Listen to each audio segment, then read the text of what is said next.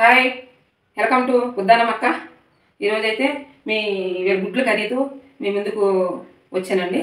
ఈరోజు గుడ్ల కర్రీ ఎలా వండాలనేది మీకు చూపిస్తాను. చూడండి ఫ్రెండ్స్. చూడండి, గుడ్లు ఉడకబెట్టుకున్నాను కదా, ఈ గుడ్లు తీసుకుంటాను దీంట్లోకి. ఒక బౌల్లోకి తీసుకుంటాను ఉడకబెట్టిన గుడ్లు. అలాగే వాటికి చారు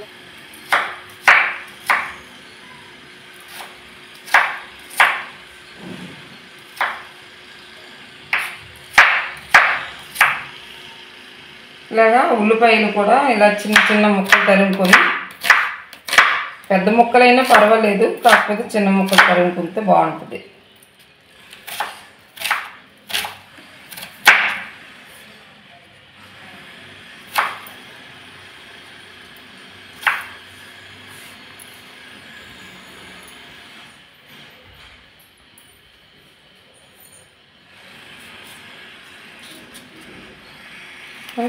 పచ్చిమిర్చి,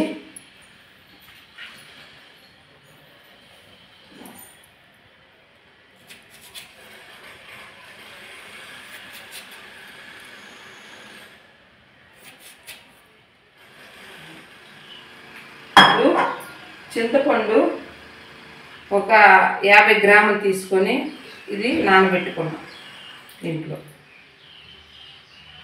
అలాగే ఇప్పుడు ఉల్లిపాయ ఒకటి తీసుకొని ముక్కలు చేసుకున్నాం. ఇంకా ఎండుమిర్చి 2 ముక్కలు చేసుకున్నాం. పచ్చిమిర్చి 4 పచ్చిమిరపకాయలు తీసుకొని ఇవి కూడా ఒక నిలువున కట్ చేసుకొని సైడ్ వాటిగా కట్ చేసుకున్నాం. ఈ టమాటాలు చిన్న 4 టమాటాలు తీసుకున్నామండి. చిన్నగా 7 కటర్తో బాగా గీసుకున్నాం ఫ్రెండ్స్. ఇది మిక్సీలో ఆడించేటట్టుగానే అయ్యింది. అలా కాకుండా మామూలుగా పచ్చగా ఇది కట్ చేశాను. ఇలాగే ఉండాలి టమాటా చట్నీ అనుకోనంటే గుడ్డుల చారుకి టేస్ట్గా వస్తుంది. మీరు చూడండి. ఇలా పెట్టుకున్న తర్వాత ఇప్పుడు నేను గ్యాస్ వెలిగించుకుంటున్నాను. గ్యాస్ చూడండి సార్, గ్యాస్ వెలిగించుకుంటున్నాను.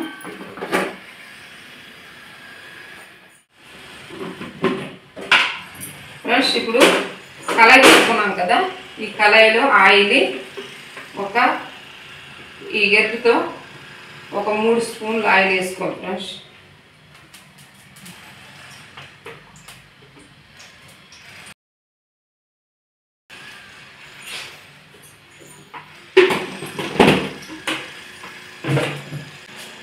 ఫ్రెండ్స్, ఇప్పుడైతే ఆయిల్ వేసుకున్నాం. ఈ ఆయిల్లో మనం ముందుగా చూసారు కదా గుడ్డులు ఉడకబెట్టుకున్నాం. ఆ గుడ్లు ఆయిల్లో వేసుకున్నాం.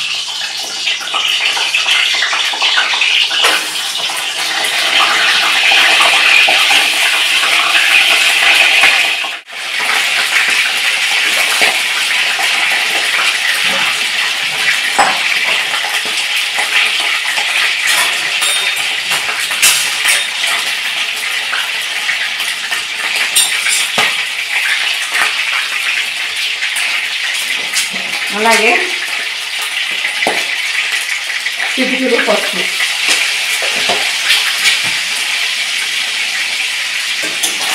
చూసారు కదా, ఇలా మనం వేసుకోవాలి.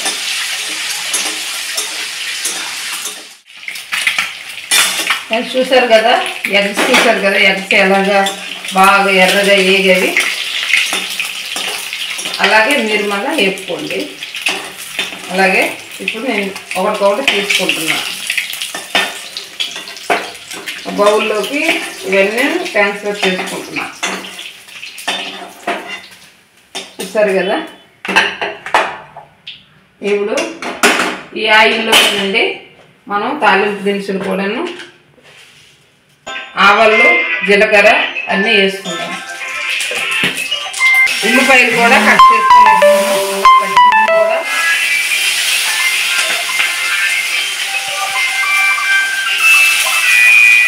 అలాగా ఎండుమిర్చి కూడా వేసుకున్నాం. ఇది ఇలాగా కలుపుకుంటాం ఫ్రెండ్స్. దీంట్లో ఉల్లిపాయలు, పచ్చిమిరపకాయ, ఎండుమిర్చి అన్నీ వేసుకున్నాం. ఇలా కలుపుకోవాలి, ఎర్రగా వేగిన దాకా కలుపుకోవాలి ఫ్రెండ్స్. చూడండి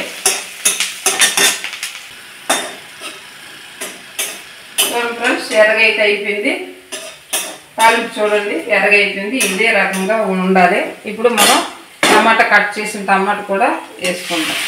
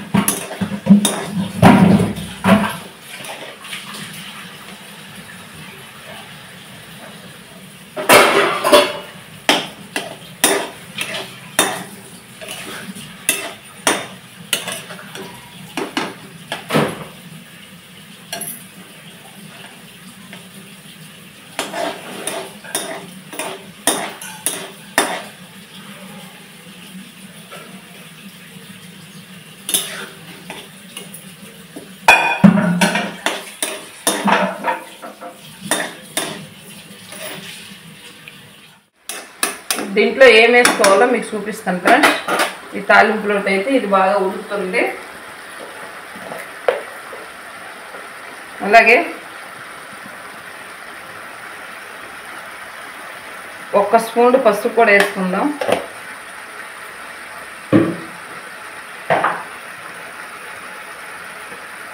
అలాగా మిరప పొడి కూడా పెద్దగా 1 స్పూన్ వేసి చాలండి.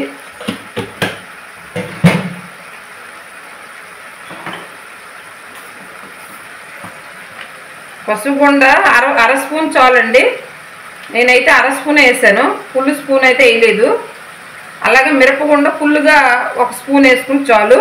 అలా మన సాల్ట్ అయితే మనం ఎంత పెట్టుకుంటే అంత తగ్గట్టు మనం సాల్ట్ వేసుకోవాలి. ఈ కర్రీస్కి ఎంత సరిపోతుంది. ఇలాగా మీరు కూడా ఇలా చేసుకోండి ఫ్రెండ్స్.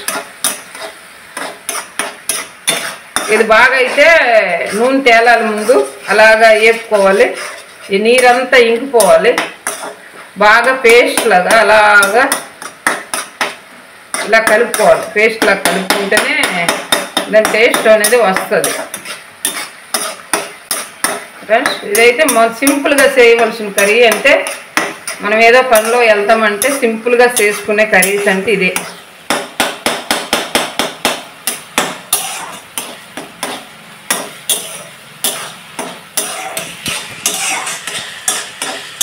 నీరంతా ఇంకిపోయిన తర్వాత మన ఆయిల్ అనేది మనకు తేలుతుంది. తాలింపులో వేయవలసిన ఆయిల్ తేలుతుంది. అప్పుడైతే మనము చింతపండు పులుపు అనేది మనం పెట్టుకోవాలి, వేసుకోవాలి దీంట్లో. ఇప్పుడు వాటర్ ఉంది కాబట్టి ఇలాగ ఉంటుంది. వంటలు అందరూ వండుతారు కానీ కాకపోతే అది ఎలా వండాలి ఏంటి అనేది మనం స్పష్టంగా తెలుసుకోవాల్సిన అవసరం అనేది మనకు ఉంది.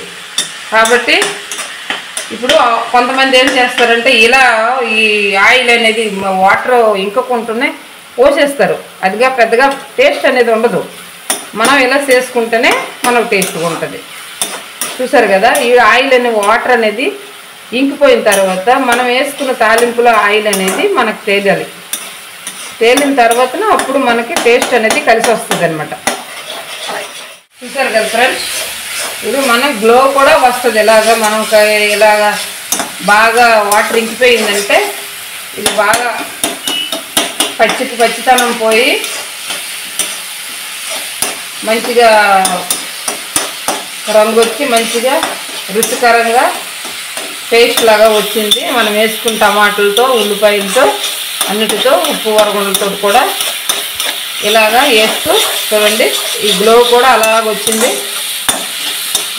రెడ్కి కూడా మళ్ళీ మనకి కలిసి వచ్చినట్టుగా వచ్చింది. చూసారు కదా, దీంట్లో మనం ఎగ్స్ అనేది దీంట్లోనే మనం వేసుకోవాలి. చూసారు కదా, ఎగ్స్ ముందు వేసుకున్నాం, దాంట్లోనే వేసుకోవాలి. వేసుకొని ఇలాగా కింద మీద ఇలా కలపాలి.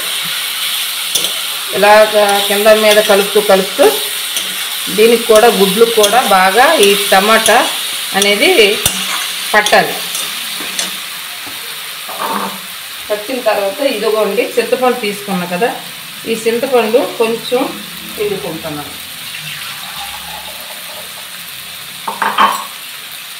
టమాటాలు వేసాం కాబట్టి కొంచెమేనండి ఈ పులుపు దీంట్లోనే మనం యాడ్ చేసుకుంటున్నాం.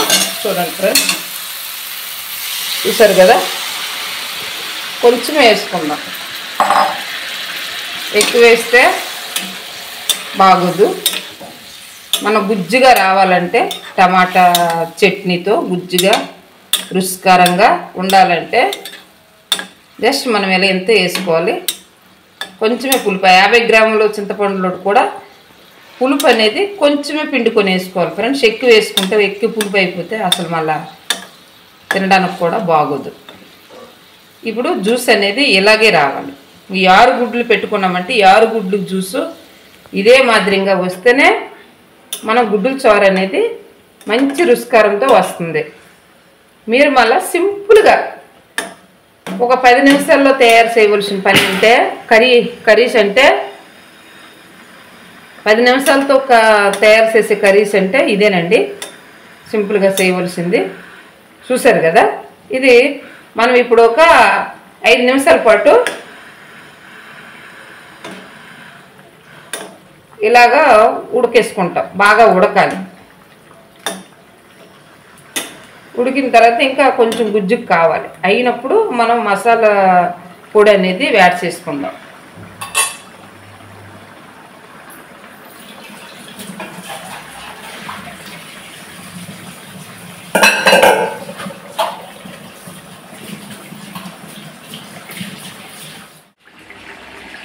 ఫ్రెండ్స్ చూసారు కదా, గుజ్జుగా అయ్యింది గుడ్డుల చారు. ఇలాగా ఈరులాగా దగ్గరగా అయ్యింది. చూడండి ఫ్రెండ్స్, ఇలా ఇదే మాదిరిగా చేసుకోండి. ఇప్పుడు మనం దీంట్లో ఏమిటి యాడ్ చేయాలంటే ఈ మసాలా పొడి ఇది తీసుకున్నాం ఫ్రెండ్స్. ఈ మసాలా పొడి తీసుకొని గరం మసాలా అన్నీ కలిసి ఉంటాయి. ఈ కర్రీస్కి ప్రతి కర్రీస్కి కూడా ఇలాగ వేసుకుని బాగుంటుంది. అలాగే నేను గుడ్లు కర్రీకి కూడా ఒక 1/2 స్పూన్ నేను యాడ్ చేసుకుంటాను ఫ్రెండ్స్. ఎక్కువ వేయకూడదు, ఎక్కువ వేస్తే మళ్ళీ సేదు వస్తుంది. కాకపోతే కొంచెం వేసుకోవాలి, జస్ట్ వాసన కోసం, టేస్ట్ కోసం. చూడండి ఫ్రెండ్స్, అయిపోయింది గుడ్లు కర్రీ. చూడండి ఎలా టేస్ట్గా ఉందంటే చూస్తాను. సూపర్గా ఉంది ఫ్రెండ్స్. మీరు మళ్ళీ ఇలాగే తయారు చేసుకోండి.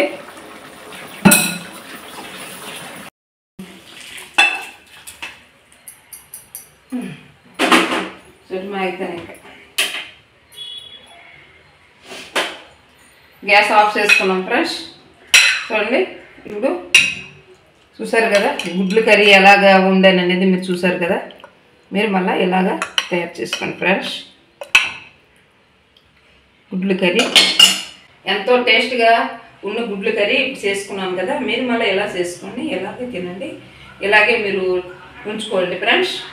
కాకపోతే అయితే ఎలా టేస్ట్లు అనేది రకరకాలుగా ఉంటుంది, మనం ఉండే పెట్టి ఉంటుంది ఏదైనా సరే. అయితే నేనైతే గుడ్లు కర్రీ సింపుల్గా రుచికరంగా చేసుకున్నాను కాబట్టి మీరు మళ్ళీ ఇలాగే చేసుకోండి ఫ్రెండ్స్. చూసిన వారందరూ కూడా లైక్ చేయండి, సబ్స్క్రైబ్ చేసుకోండి. బాయ్, మళ్ళీ వంటలతో కలుస్తాం.